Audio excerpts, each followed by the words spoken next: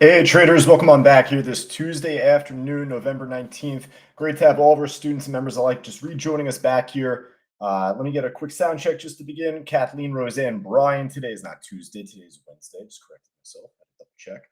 Great to have all of us though back here. Otherwise, I saw Steve just before, one of our new gold students there. Uday, Chuck, Bill, Roberto, Barbara, all of us here. Perfect. All right, Amy, great to see you as well. I'll tell you what right now, this has been a great day to trade.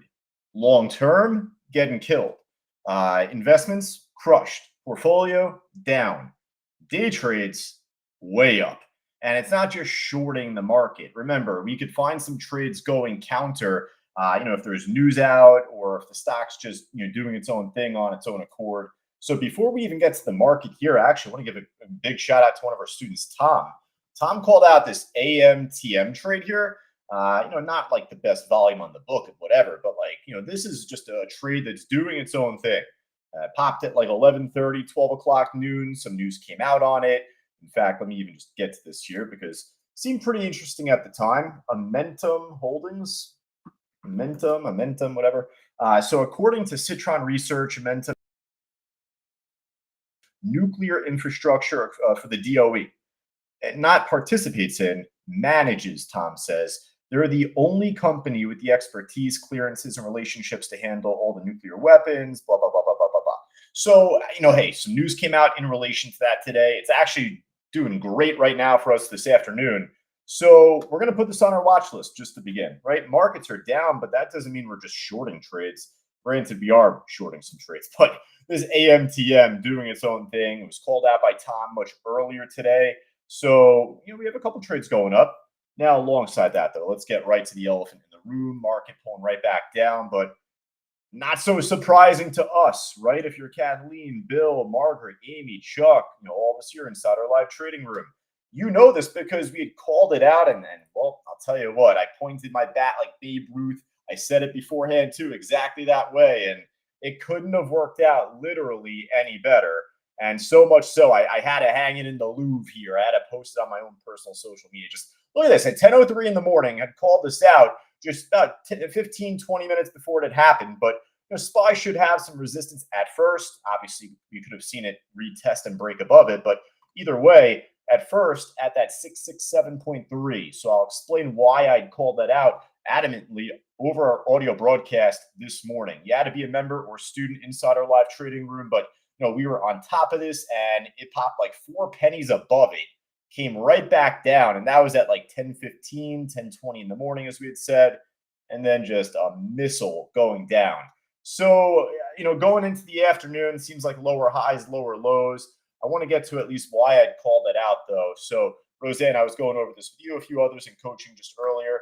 More or less, this is just a level. It could break above it, but at first, I would expect resistance, just this weekly candle here, this one. So it's got a nice skinny upwick to it where it moved up and then it came back down. So there was some sort of rejection there. You could say the same on a couple of these other candles, but when the SPY's going back up, up, up, up, up, up, up this morning, hey, what's the first one that stands out to me? Just my own intuition, I guess, or experience, but it was right around this 667.3, etc. That was also the weekly open price for this one candle here. You could see about like 4 weeks later, 4 or 5 weeks later, right? Look at that, 667.32. So I'm just figuring first test, best test. That's all. But with that, between that and what time's reversal time? 10:30. So hey, it ended up topping off beautifully here, heading into the late morning, and now seems like it's going to set up for an even further red afternoon. We've been shorting. I mean, the daylights out of MSTR here. This thing ended up leading for a great drop off. I mean, a couple of days back, this thing's been weak for a little while, but just more or less today, it kept retesting support off of 198 going into like that 10:30. So actually, as the market's topped off, this was already pretty weak to begin with. So didn't really reverse at reversal time, right? That's because with the market, this just only continued to pull back. So MSTR down, this is where you can get into some of those ETFs. So I didn't technically short the common. I didn't short the equity there. But here, hey, ended up jumping into the inverse. So it ended up pushing up beautifully. MSTZ double leverage ETF. I got out on half my position earlier when it first tested 12, and I still have the second half of my position left. You should see that there on the top right of my platform between MSTZ, and then next we'll go into Target. But going into the close, but we'll just kind of tag both MSTR down, MSTZ up. What else you got here? Target. I mean, Target. This was kind of crazy at the market open, and I'll show you something here. Hopefully, I can go back and recall it. I don't want to waste too much time here, but more or less early this morning, we had sent this out even as an alert just for all of our members on Telegram, or if you're not inside our live trading room, if you're subscribed to the alert service, you can get that too. But we even posted a picture of NASDAQ book viewer here just to show you. Check this out right here at 85.30. And this is pre-market at 8:47 in the morning. Check the time. So there was a 263,000 or 264,000 share buyer at 85.30. Now, I was looking for this to break below that and tank.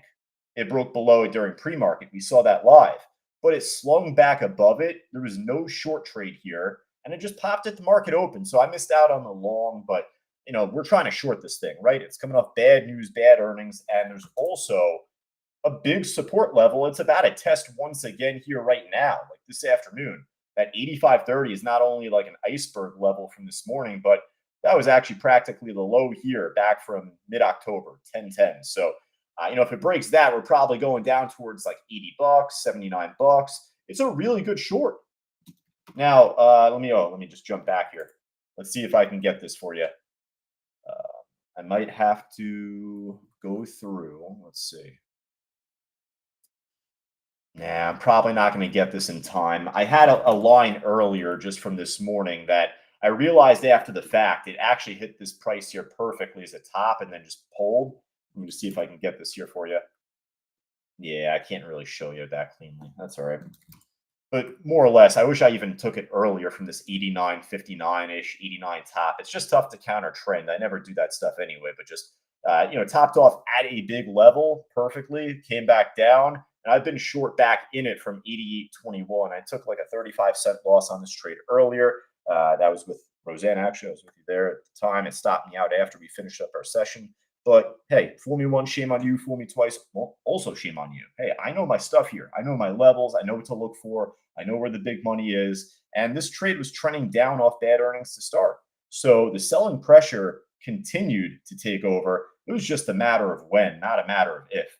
So with that, it's been a great short throughout the late morning, the early afternoon. I took half my trade out just before.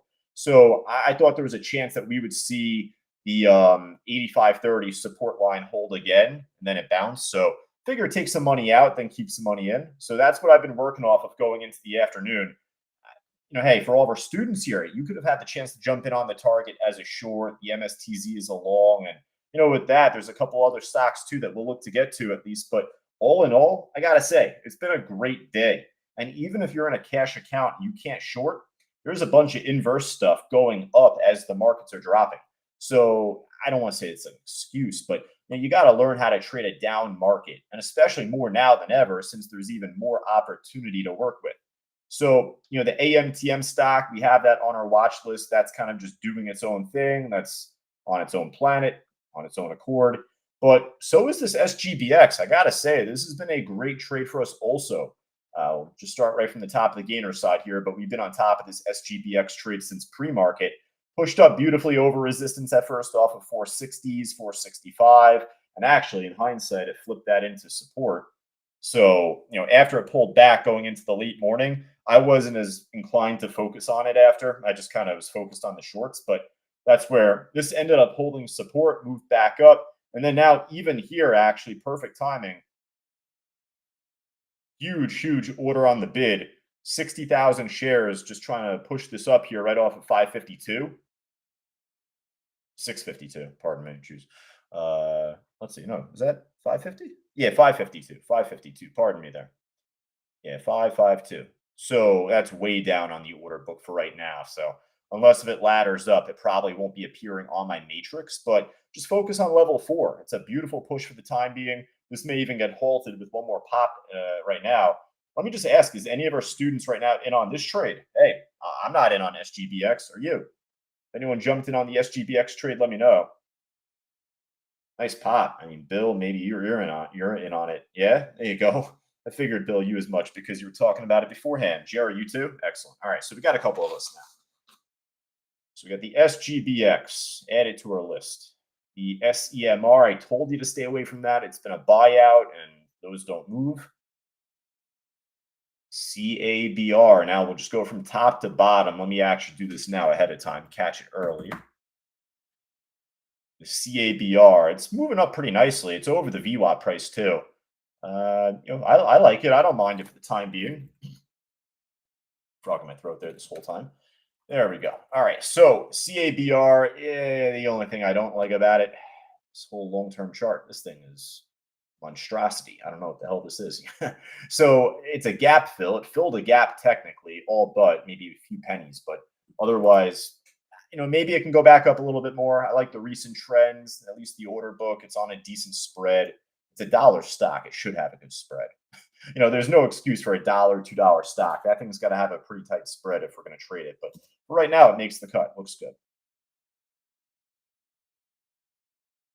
All right. Keep going, though, from here. Another one, NUVB, actually. Did we call this out earlier? I think we may have called this trade out beforehand. The NUVB, Rich was on top of it during the broadcast. Yeah, that's right. So, yeah, the NUVB trade called it out pretty much as it was pushing up and above like $6, 580 at the time. That was when we first saw it on our scanners. But it's been doing great since. It's obviously at the high of the day right now, right where you want to see it. This has been a great swing trade, I guess. Yeah, that's right.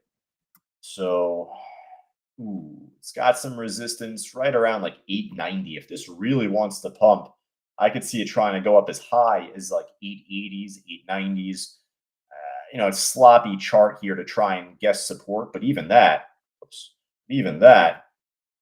kind of around like there, 770s, $8. I think there's still some more room on that even. So yeah, I don't mind this trade. NUVB been great so far today. SGML, lithium stock. We called this out during the broadcast, right? Lithium stock here. I think this and the LAR, both of those did pretty good. LAR is actually not looking half bad either today, or right now even. SGML, though, holding support. I feel like this might have some more spark to it. So as long as the order book checks out and as long as this is holding higher lows here, then I don't mind slipping this back on our list for right now, the SGML. AN and X a little slow, moved up nicely already. MSTZ, we're killing it on that. We already got that on our list.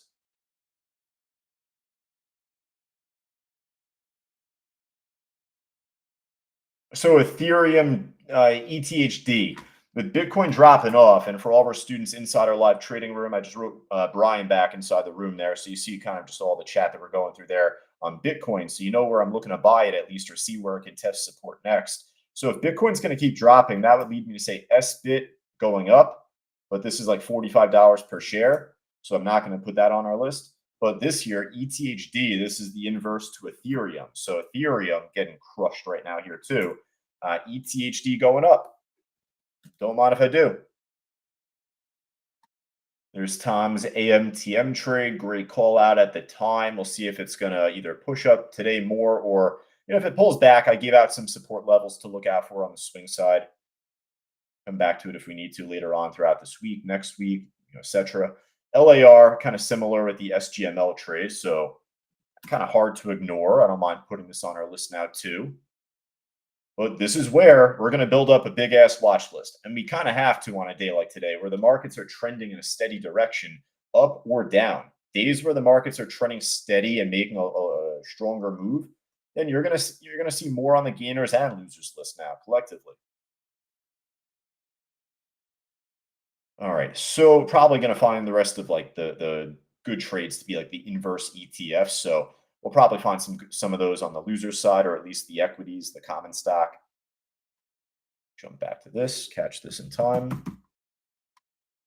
So the AGIO, this did not make any great dead cat balance. I guess it popped a little bit, but we weren't really as serious about it. We were looking for the breakdown, and at the time here, it's been holding pretty nicely, but who knows, maybe tomorrow, maybe Friday, it can break lower, but it's just got a thin book.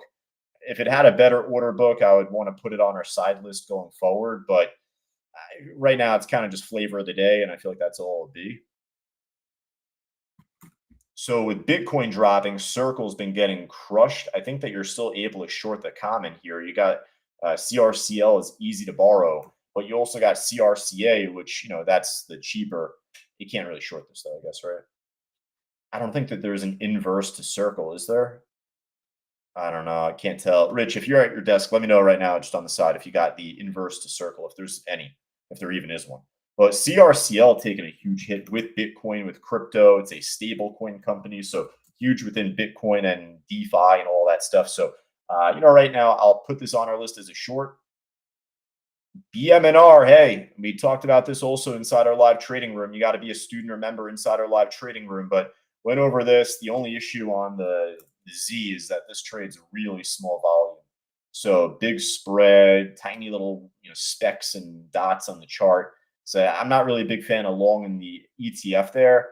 If you could short BMNR, this thing is dead to rights. This thing is cooked. And I say that because unless it closes back over support here, basically just a shade over 30, it just broke below it, right? So this thing looks dead because your next big support in for a long ways away from there. So yeah, right now I'm going to put this on our list for anyone that can short it. It's hard to borrow for me though. I don't think I can short this one myself. MSTR on our list, needless to be said. StubHub can't short the IPO. It's been only dropping pretty much since it opened. EOS, that's down big. U.S. Energy Storage Company, another stock that also you don't really have great support for. I guess it's approaching just yesterday's low, and that's like the last line in the sand now for this trade for today, because I guess those were wicks back from early October here too. Oh, if it breaks below that, this thing's going to drop at least another $1. So again, another good short opportunity. Don't mind if I do for the EOS trade. Mara getting beat up bad.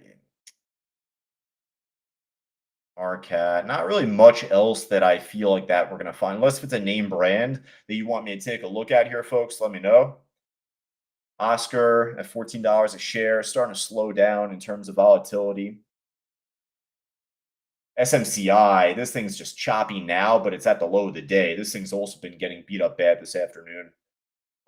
Wouldn't mind considering SMCI on the way down. And then also, actually, I mean, speaking of name brand, at least this has the inverse. You could trade the inverse to the SMCI going down, and that's SMCZ going up. All right, we'll take a look at NVDA going nowhere. We'll take a look at the whole market right now, just back to the lows, not really doing as much yet, though. Amazon, just lower highs, kind of building a pennant here. That's kind of cool.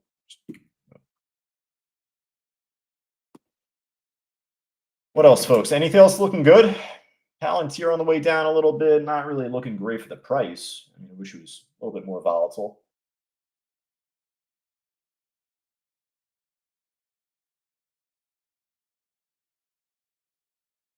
Real brief. Isn't the volume on CABR a bit low? Well, this is where we ask you define volume. What do you mean by volume? Because this stock's trading 6.2 million shares today. The stock right now is on a pretty tight spread and has big orders at a lot of these price levels. So that's to me, that's like decent volume. This stock is trading some big orders on the book, but it's trading a lot of volume compared to what it normally does. And also, 6 million is good. 6 million is great. If you're at like a couple million, or if you're at like a million right now, or just a shade under, that's the bottom of the barrel right there.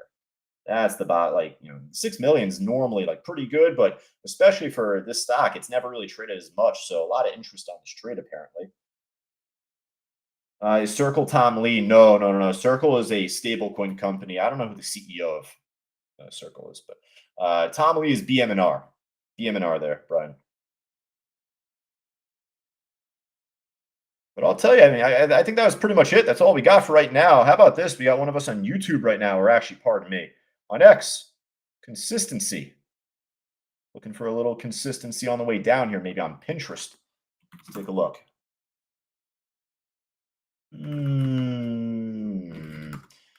Well, it's definitely approaching lows again. So, two things on this. A, it looks like it's going to go lower. But otherwise, eventually, if this ever wants to fill that gap to the upside, that would be interesting. But just a little slow of a move right now. Consistency kind of might be wasting your time today, but long term, or at least day to day, week to week, this thing looks like it's like hanging on by a thread. So I'm assuming this is going to break down lower soon, and this could be a good short just over time. Tradable stock. It has like a good spread, good order book, all that good stuff there, but kind of just a bit slow. That's all right though. Appreciate you participating though. Consistency. If you're new to our channel, new to our stream, our platform alike, just make sure to hit the follow or subscribe button, at least down below at Cyber Trading U, just popping up right there. That's our name, just on YouTube, on LinkedIn, on X/Twitter, etc. All right. Well, check out Benzinga Pro, folks, before we call it a wrap. I got like 18,000 screens up here. Actually, I don't have my Benzinga Pro back up here. Give me a moment. Get my scanner's back up and running. So before we wrap up, I'll show you this here. Keep in mind, Fausto, I believe, is still in Florida, in Miami right now, just with TradeStation. Huge event going on down there this whole week. So I believe he'll be back on tomorrow. I believe tomorrow. I believe tomorrow he'll be back. But with that said, at least, let's see if we got anything good on our scanners right now. MTC maybe. There's that CABR. A lot of these trades we already kind of ran into, so nothing really that stands out as much at this point. Chipotle had a nice little pop this morning. That's all.